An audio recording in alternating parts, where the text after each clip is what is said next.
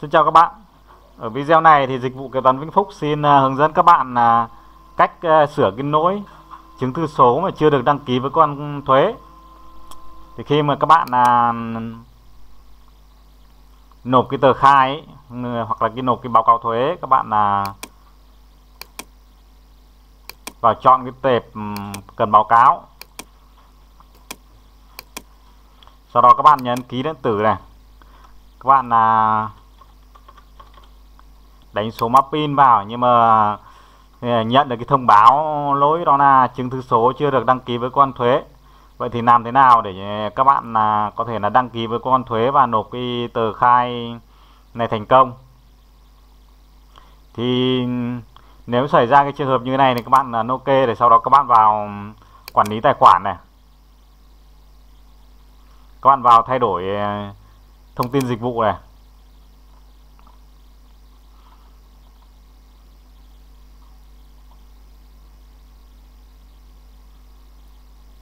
Tiếp theo là các bạn vào thay đổi thông tin dịch vụ này. Ở đây thì các bạn vào cho thay đổi chữ ký số, sau đó các bạn gõ cái mã pin vào.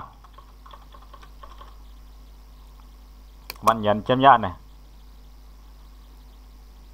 Thì cái series chứng thư số ở đây đã được thay đổi, tổ chức cấp chứng thư số này và cái hạn nộp thường chứng thư số đã được thay đổi, cập nhật vào cái chứng thư số mà các bạn chứng thư số mới của các bạn. Sau đó các bạn nhấn tiếp tục này.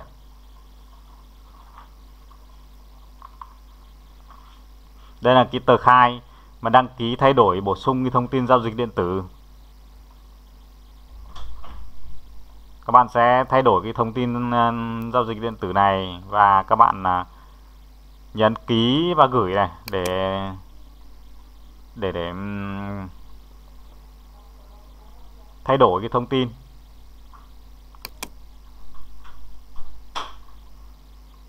Thì lập tức cái tờ khai này sẽ được gửi đến Tổng cục Thuế, và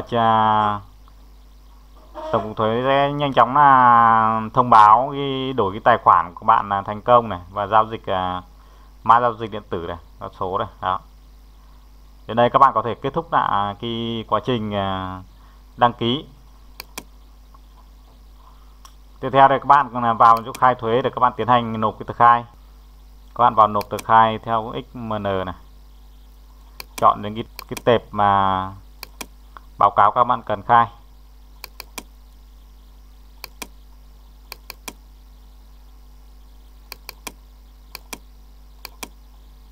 Sau đó các bạn nhấn ký điện tử này. Trang thuế hiện lên cho các bạn số pin, các bạn gõ cái số pin của các bạn vào.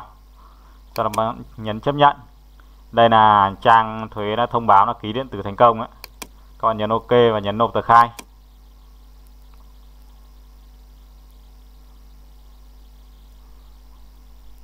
Đó, như thế này là cái tờ khai đã được gửi đến cơ quan thuế đấy.